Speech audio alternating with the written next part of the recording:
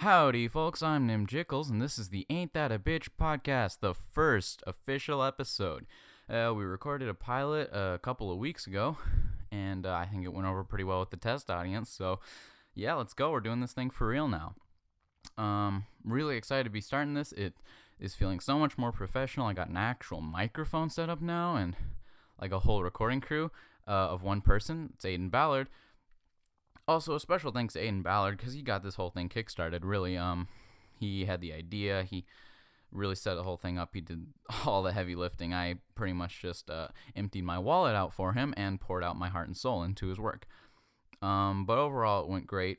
Speaking of money, Isaac Larson is also going to have to get a special shout out for apparently being made of white person money. He kind of just showed up to school one day and opened up an infinite portal of just cash that he just threw at us until like we had enough for this microphone, which I'm really happy with, by the way, for just $90. It's a pretty good deal for what we got. This is a blue microphone. It is the Snowball. It's we're recording on cardioid, and we have run a bunch of tests with it for sound quality, and again we had the pilot episode for content check. So if this is shit, it's all on me. So as I said, we have what I'm going to start calling broadcast team over here, who's going to be hearing every word I'm saying and probably doing content control.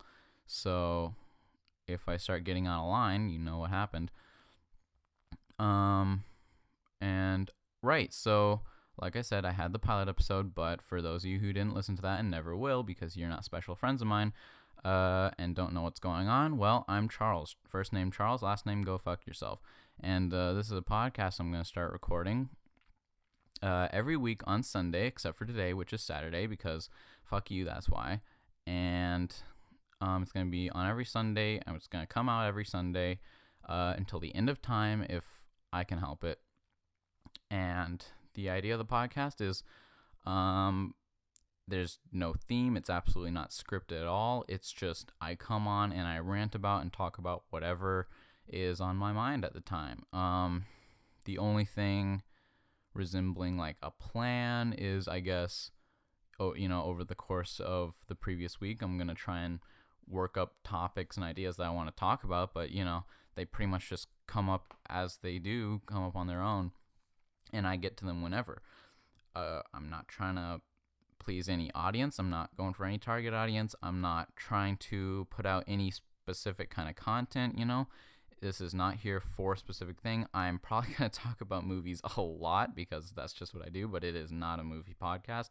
It is absolutely not a sports podcast. It is not a politics podcast. It is not any specific kind of thing. So I'm not trying to please anyone except myself, really. And if you don't like it, just don't listen. That's your problem. That being said, I guess I should just jump right in and see where it takes me.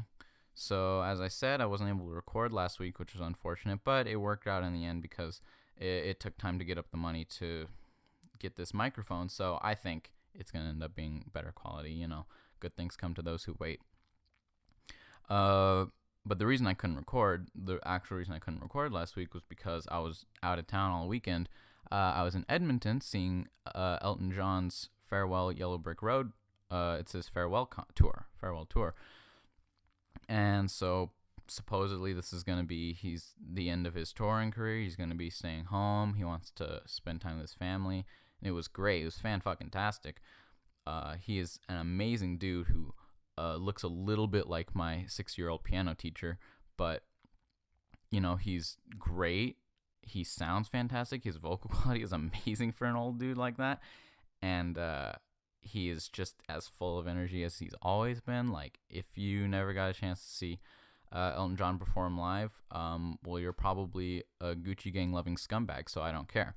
But, to all the old folks who will not listen to this podcast, because it is absolutely the antichrist of podcasts, if you did not take the time to go out and see an Elton John concert, fuck you and your corpse. So, but yeah, it was a great show. He put on a fantastic show. He had a bunch of, not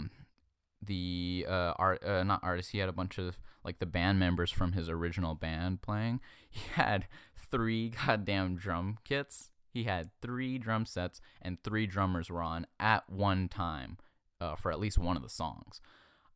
So it was absolutely just insane. They were like, everyone was old. I swear, my brother and I would not have even been on a demographic for that thing. We would have just been considered outliers and taken out of it. The people there, it was an overall such an old demographic. Even my dad would have brought the average age down. It's insane. But honestly, like, young people should absolutely get the chance to see this kind of thing live and in person. It's a once in a lifetime experience, and I think you lost it because supposedly he's not coming back, which is just too bad. But it was absolutely amazing and wonderful, and really I have nothing bad to say about it. So, but that was that, and which brings me to the reason this was so relevant. I might not even have gone if it weren't for the, of course, Rocket Man movie, which was on Elton John. Now that, of course, anyone could see. If you're a young person, that can be a nice introduction to his music and his life for you. But I wanted to talk about that movie because that just reminds me of, like, honestly, if you've seen that movie, or if you haven't, no spoiler warning, go fuck yourself. It is just so full of, like, homosexuality. It's insane. I am very far, like, I don't really like to put myself on the spectrum, but honestly I am pretty liberal. But even with this kind of thing specifically, I put myself very progressive, is how I put it, with this kind of thing. But honestly, it made even me uncomfortable. It's insane. It's just nuts. It is full of just like raw, completely unbridled gay sex constantly. Like, every few minutes, you never ever feel like there's like a dull moment. You could replace the gay sex scenes in Rocket Man with Brooding, and then you'd have a DC film. And guess what? Grandparents loved it. My grandparents love that movie, and it's so weird. They are like the most conservative people you can imagine. Like, my grandma, she just gets so uncomfortable with it.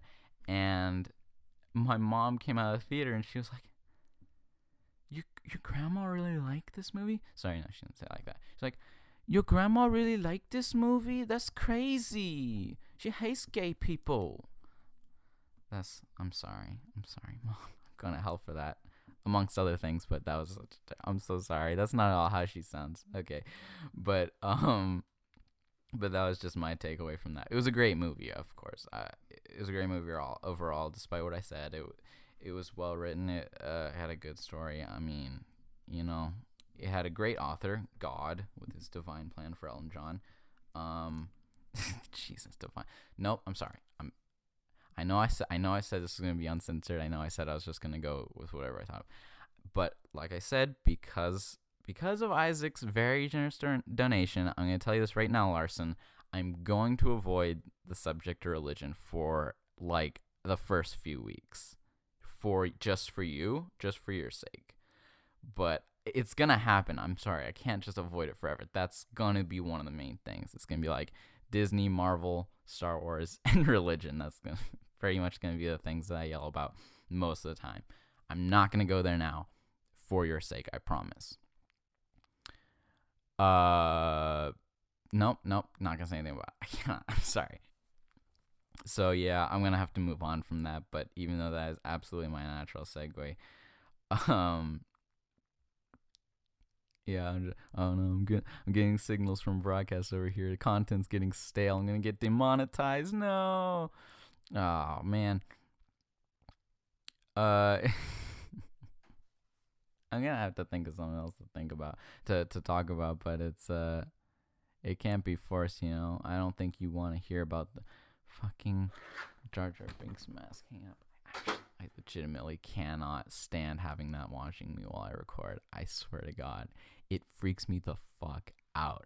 I looked over to the right out of my peripheral vision. I completely forgot. I just did a test where I literally said, just for the sake of keeping conversation going, I said, I'm going to have to take the Jar Jar Binks mask off of my closet door before I record the real podcast so that it doesn't scare me like that. And I completely forgot it was there. It's in my bedroom. I forgot it was there. I looked to the right.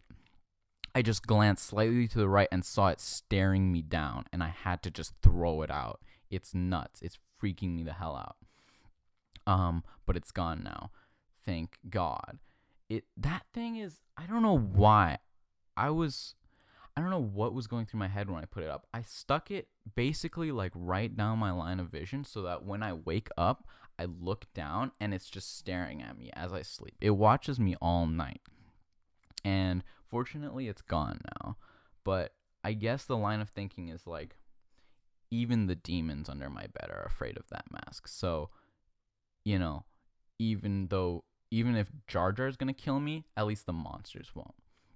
And so we have that kind of relationship where he protects me, but also probably really fucking wants to kill me. At least that's what I think. But now that's taken care of. Nothing to talk about again. Woo! This would probably be, it probably would have been a much better idea if we had a good camera, and don't even start thinking about it. Fuck off. This microphone has completely annihilated my wallet in its entirety. But if we somehow had like a good camera, honestly, I would probably like for this to be a visual podcast, because it just gives me so much more to do when I have something like, not to mention visual comedy is there, right? But what the fuck is on my hand? Oh, it's just a piece of tape. Never mind. That reminds me. I was cleaning out the basement today. I've been spending days cleaning out the basement. Actually, it's an entire project. But as on part of my pilgrimage to the Holy Land of Junk, I found an old mouse trap that was just sitting in like the corner of the basement somewhere. We had a serious mouse problem at one point. It was just earlier this year. It started, I think, early summer. It went basically to September, and we found a mouse. We just saw it, like one day we saw it at night. It like ran across the floor or something, and we were like, shit, we got a mouse. We got out mouse traps, like those old classic ones. I didn't even know those things were actually like something they use. I thought it was like Little House on the Prairie, like, Marge, get the mouse traps. We got a mouse in here. Those little wooden ones with the like paper clips on them. Yeah, those ones. Why do people in Little House on the Prairie have a New York accent? I don't know. But I thought those were just like from fairy tales or something. But no, we actually got those legitimate mouse traps. We didn't put cheese on it though. But that snap closed. Scary as shit, man. I tried setting one of those, and I thought I was gonna take my finger off. I probably could have, but it was fine. We set those out. We did catch one. It's miserable, because none of those things, like that one was actually one of the better ones. It kills them instantly, but you know how it kills them, right? It snapped closed onto their little mouse bodies. The result destroys them. Everything splurts out like a ketchup packet that you stepped on. Like I get PTSD back to when I was like 7, and I lived in Michigan. We lived in an apartment complex, and there was like a little pond over by where it was, and we called it the lake for some reason because we were dumbass kids, and it was like, so I got, a puddle of water would have been like a pond for us, and that thing, if we can swim in it, it's a fucking lake. I said I was going to bring water next time, and I didn't. Poor planning, but so we call it the lake. It was a pond, and never really thought about the potential like environmental repercussions of this, but when we first got there, it was like I assumed there was some fish in the deeper parts of it, but we never really saw them. In the shallow end, there was really jack all. There was like those what are they? The fucking corn dogs on a. I'm making a jerk off motion with my hand. Ignore that. But basically, we in school, because the school that I went to was really close to that as well. And what are you fucking doing, Aiden? We raised tadpoles, like we did that thing, right? And then once they got to the point where I guess they were gonna turn to frogs, the interesting part, we had to release them out because we wouldn't have room for them. So we literally dumped buckets of them into the water. That was right outside where we lived, right? So, fuck it, that school never had to see them again. But there was literally frogs there for the rest of my time at that place. And, which was like fine, I guess. We actually got to the point, though, where we saw the second generation of tadpoles that got born. And I caught one of the frogs once in a butterfly net. And I don't know how. I never was able to do it again. But the tadpoles, right, easy as shit. Those dumbass little bitches. You just take a cup. You literally can just take a cup, scoop it into the water, and you get 15 of the fuckers. And then, you know, being a stupid 7-year-old asshole, I would play with the things. And I was like, oh, look, it's a little thing.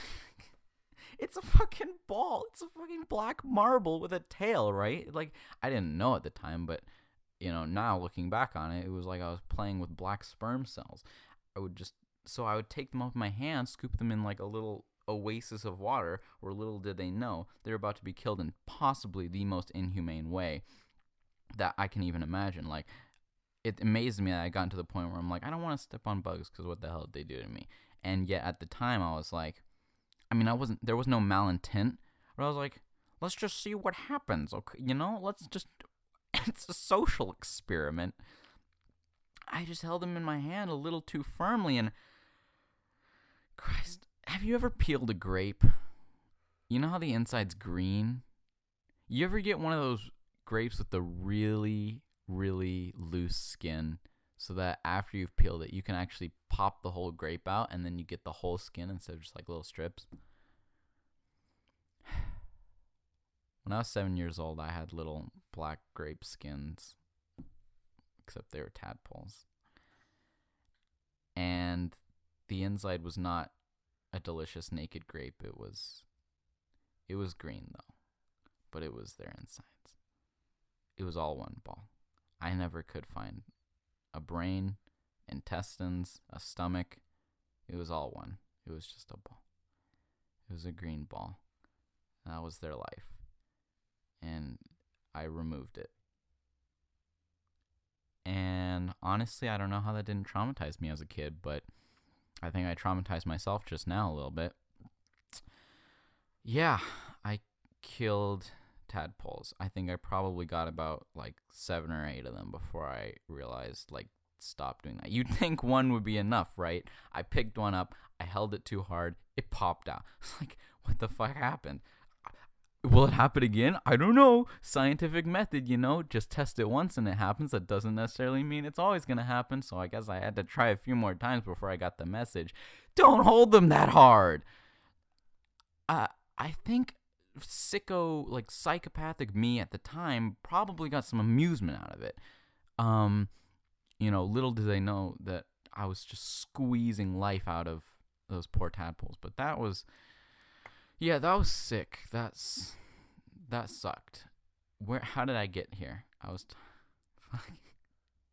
was saying something about, the mice. Right. So mousetraps do that. Not really, though. It just kind of squashes them, but you get a little blood splatter. It's nuts. It becomes like it becomes a fucking crime scene when it hits them. Dog's back. And then you got to take it out and throw it in the garbage. And we caught like one. We caught like one mouse with those traps, and it did not work well at all. And so what did we have to do? We had to go get other traps. So now we're getting to the high-tech stuff. So they finally got past, you know, alligator clipping mice to death, and the new age advancement what has all our technology come to? You put glue on a piece of cardboard and you set it out. Except you can't use your own glue or your own cardboard. You pay for it. You pay for the glue and the cardboard to come together. And the mice walk on it and they get stuck. And honestly, that might be more miserable than just smashing the shit out of their brains. Because we caught considerably more mice with that method. And, well, what happens when they get stuck, we heard them as well. They don't, because that doesn't kill them instantly. So they get caught and you hear the fuckers squealing behind the refrigerator, squealing in the cupboards. It's like, it's nightmare fuel, honestly. Then what do you have to do? Well, fortunately, it was winter by that point. You take them out, you bury them in the snow, and hope that the assholes die before they make any more noise. That's the most humane thing you can do to a mouse, apparently. So we did that to a lot of them. We smashed one. We set up those sound things, like, that are supposedly supposed to emit like some high-pitched sound that that they can't stand, their ears can't stand, and so they leave. And I don't think I don't think a single one of them left. But basically, at the time when we first started doing all this, our thinking was, shit, we've got a mouse. We caught one, and a few days later saw another mouse. And it was at this point that we had to ask the question, how often do mice reproduce? Turns out the fuckers can pump out like 300 babies in a year, basically. If left unchecked, our house would be overrun with mice at this point. And to be honest, it basically was for some time. Because let's face it, humans like to think of themselves as the highest species right now. But honestly, if you can't come up with enough methods of catching mice that the mouse can't figure it out before they're all dead, you're really doing something wrong. We had to switch to a different method of mouse catching, like every week, because you put out the sticky pads and you catch 2 of the assholes and they figure it out, and then you never get another one. You put them in a different spot, maybe a couple more don't get the message, they get stuck, but you still got a whole family. As long as there's 2 left, they're gonna fuck again.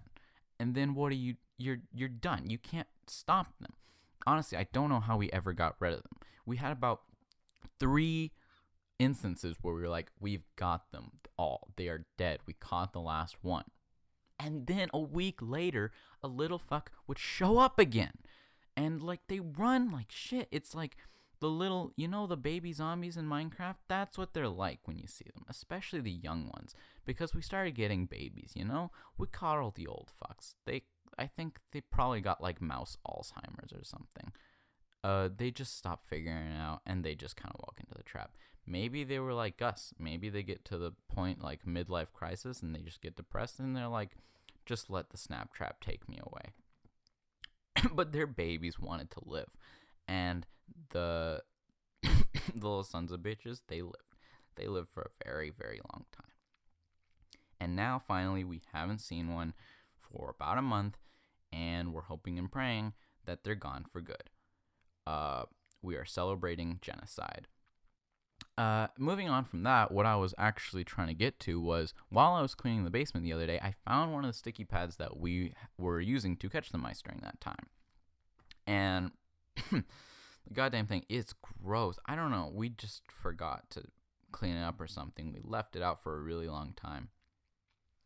And so now it's gotten to the point when I found it and picked it out, no mouse in there, thank God, but it was just full of spiders and insects and like the freakiest shit imaginable that gets stuck in there. There was some insects that like you never see. The spiders were like 3 times bigger than anything you just find in your basement, actually. Because I guess the fucks just hide or something, and then when they come out, it's only to get themselves caught. I don't know. But some of these insects are like, I guess some of them are pretty small, so you wouldn't normally notice them unless they're stuck in one place. But they're freaky as shit. Like, there's this one little guy is like, it was a puny little thing, but it was, if you know, like a tick or a flea, you've seen those. It was like bigger than that, but it looked like one. Like we might have caught a mega flea in our house. Like, that's freaky as shit. I don't want those in here. Like, I'm glad we caught a few, but clearly, if the mice situation has taught me anything, there's 100,000 more of those assholes having sex right now, having bug sex, making bug babies. And there's just going to be millions of them. And I sleep in this basement now, so they're crawling all over me while I'm asleep. I didn't mean to start thinking about that, but now I am. We had earwigs in here one year. I haven't seen them since, but a few years ago we found earwigs. If you don't know what they are, they're scary as fuck. In the pictures, they look a lot freakier because apparently they're like a quarter that size, but that's the males, of course. The females are naturally big enough to scare the shit out of you, which is pretty much the maximum size of an insect is. There's like practical size, and then the biggest ones are the ones that get big enough to scare the shit out of you. And at that point, they stop growing. And so if you don't know, earwigs are like, I don't want to say a termite. I guess it's like a centipede-like body with just like an insect's 6 legs. It would be like a very short centipede. Pale body like a termite. That's why I thought of that. And a fucking big-ass pincher on its ass. It's huge, huge claws. Just these long tendrils sticking out of its butt. And they're the freakiest goddamn things. Now, I want you all at home to guess why they're called earwigs. You hear of bookworms? Well, earwigs. What do you think they do? They like dark crevasses. They like small nooks and crannies or like little caves. They live under rocks and stuff. A lot of insects do. When they come into your house, they try and find equivalents. Bed bugs, get under your bed. Earwigs, why? Take a page out of the bed bugs book. You know, bed bugs are bad motherfuckers, but at least they have the common decency to go under your bed. Earwigs, with, of course, no sense of insect personal space, get in your ear. They live in your ear because they can and because they want to, and they don't give a shit what you think.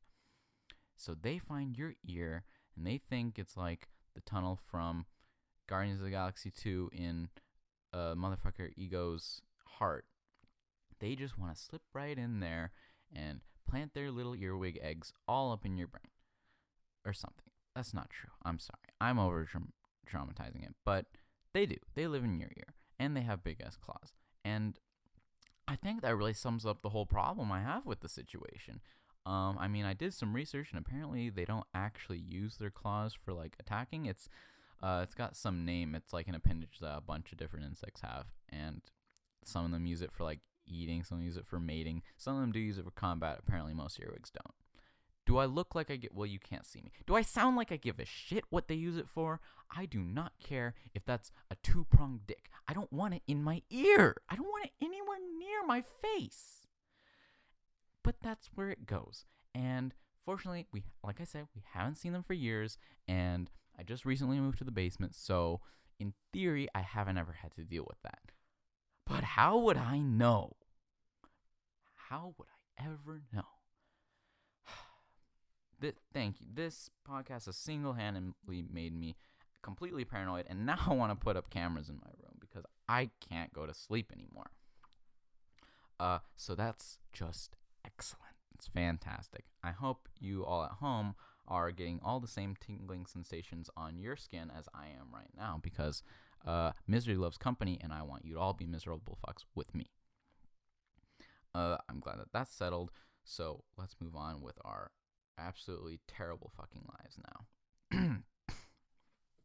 So aside from my completely traumatizing insect, mouse murder, tadpole murder, and possible pond infestation stories, is there anything good I do with my life? Other than see Elton John in concert, probably no. I am, however, making this podcast for your entertainment, so there is that.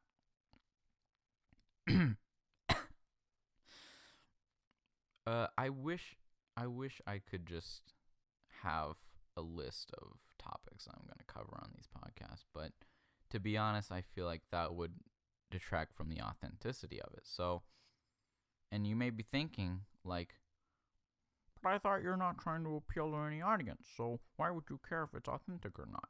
I'm appealing to myself, fuckhead. I want to be authentic for me so that I can go home at night and know that I put way more effort into my podcast and got way less quality out of it than most people who do script it, or at least have some kind of outline. And that's what I go for, That's kind of a general life philosophy of mine. Try harder, do worse. It's not like I wanted it to be that way. That's just how it is, I put in the hours and then some, and I do way worse than everyone else. Why? Because I have terrible luck. That is generally the explanation for why those things happen. Now, I'm going to get contradictory with myself right here, because I, at the same time, don't believe that there is such thing as luck. Now, I do think you can have good or bad luck, but it's not actually luck. That's just what we call it. It's just some people are set up to fail. And honestly, using that explanation, you could take a look at my life, take a look at me, get to know me for just a few hours and think, yeah, that pretty much checks out. I'm doomed to fail. And really, it's nobody's fault but my own. I am my own worst enemy, and I fuck myself up at every step of the way. So, now this is going to make no sense to those of you who have any other kind of ideas and can see things in any other way other than I do, but basically using this philosophy, by my logic, because of that one time that I told all my friends that my brother I'm sorry, William. I'm not going to tell that story to the whole 3 people that are going to listen to this. No. Let's go with a different example. So, let's go with something we know.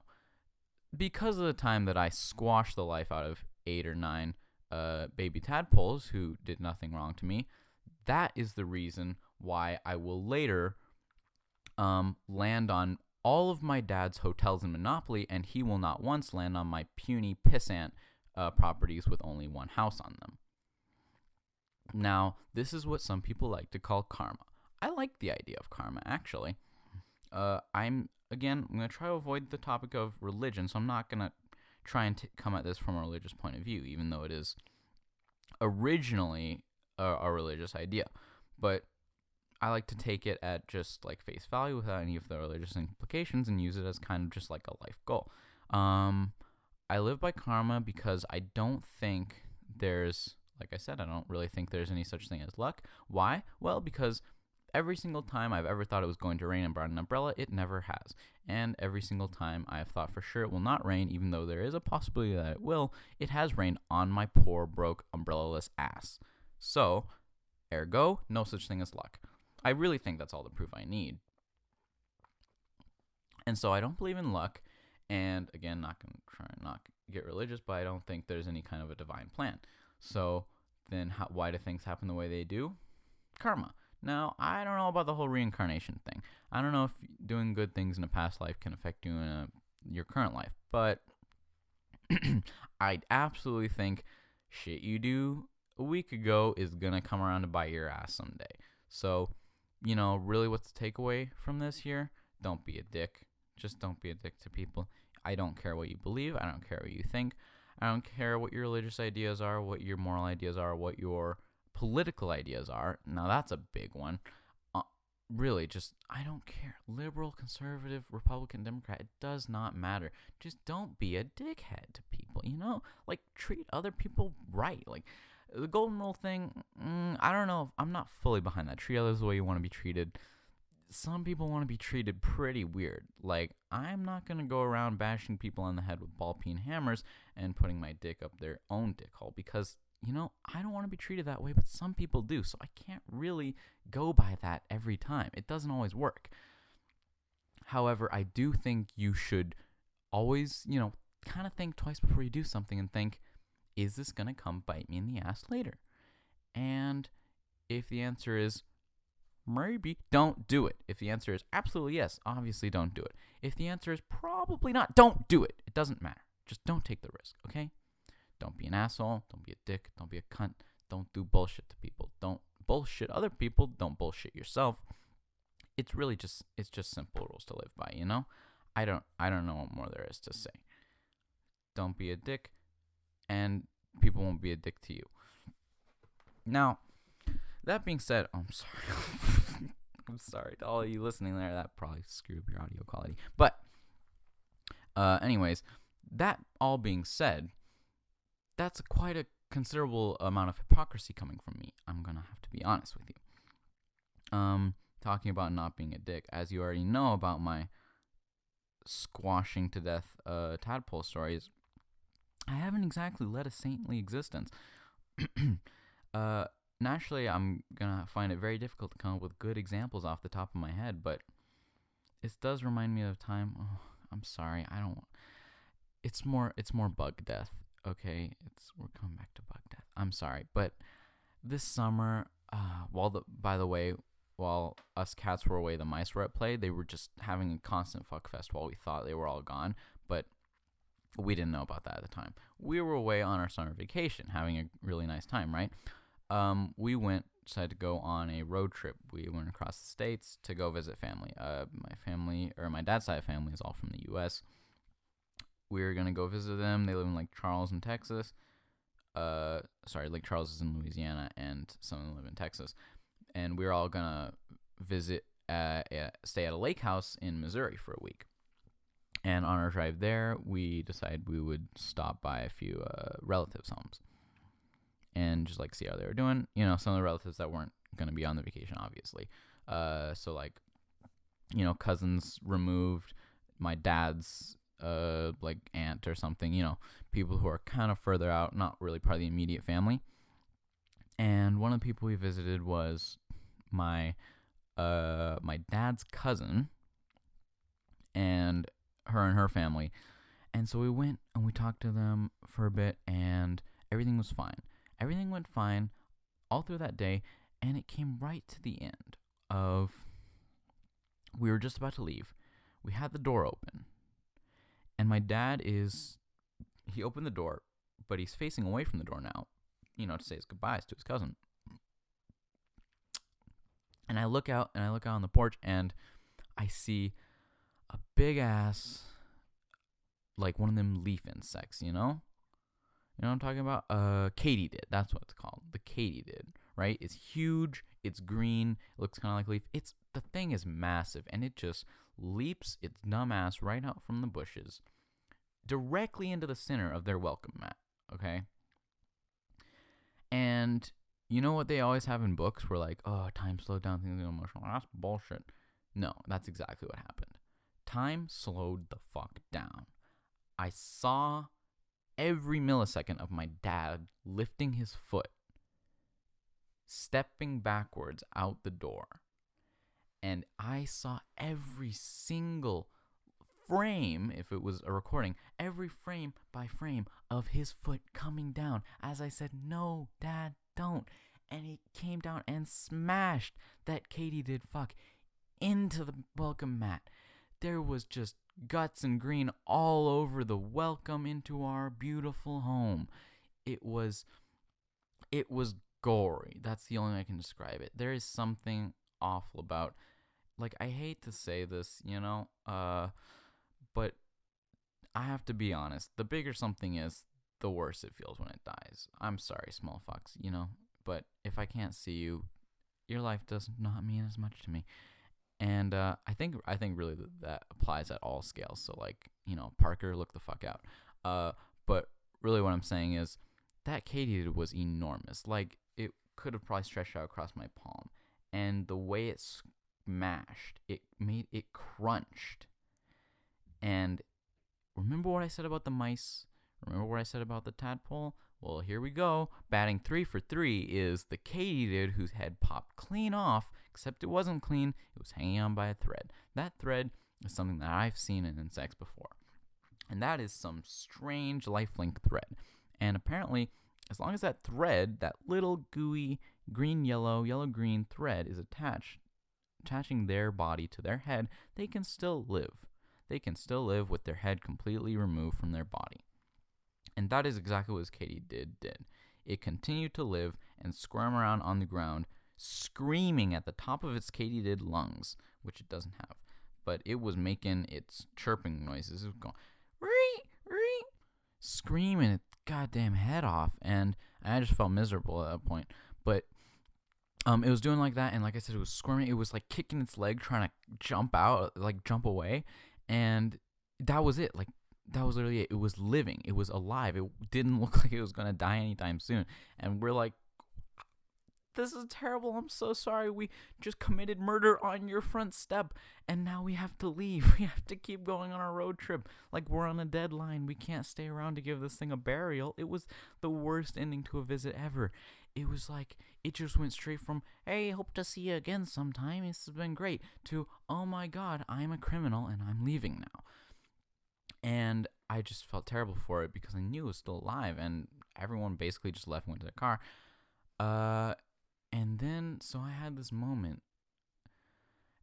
It was almost cinematic, and it was terrible. I had to do what was best for it, and I went over by its slowly dying corpse.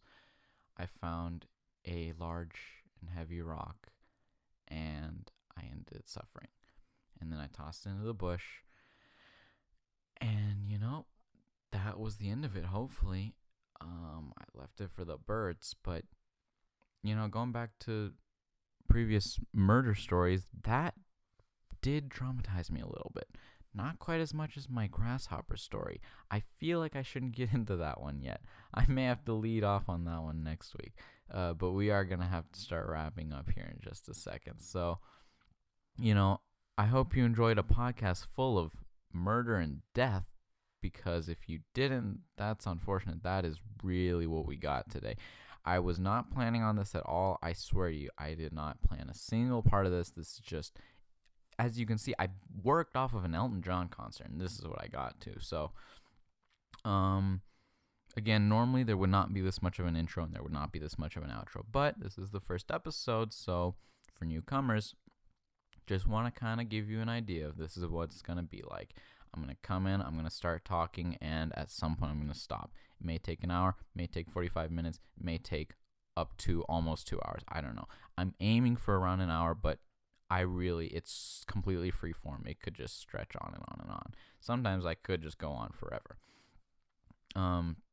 And the topics will range.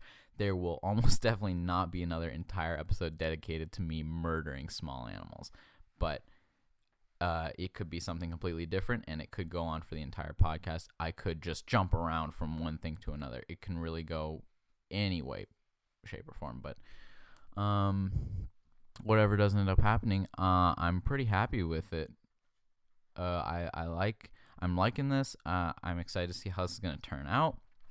I am absolutely going to bring a glass of water next week because this is killer on my throat. But also, one last little note, I will be trying to get a few guests on, actually, in future episodes.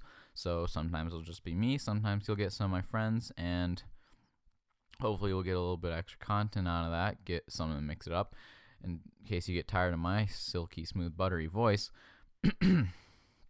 And it'll give me a break as well. God knows I need it. But other than that, I'm basically just going to keep on doing what I'm doing. And I'm not going to listen to anyone who tells me otherwise. So if you don't like it, fuck you. Ain't that a bitch?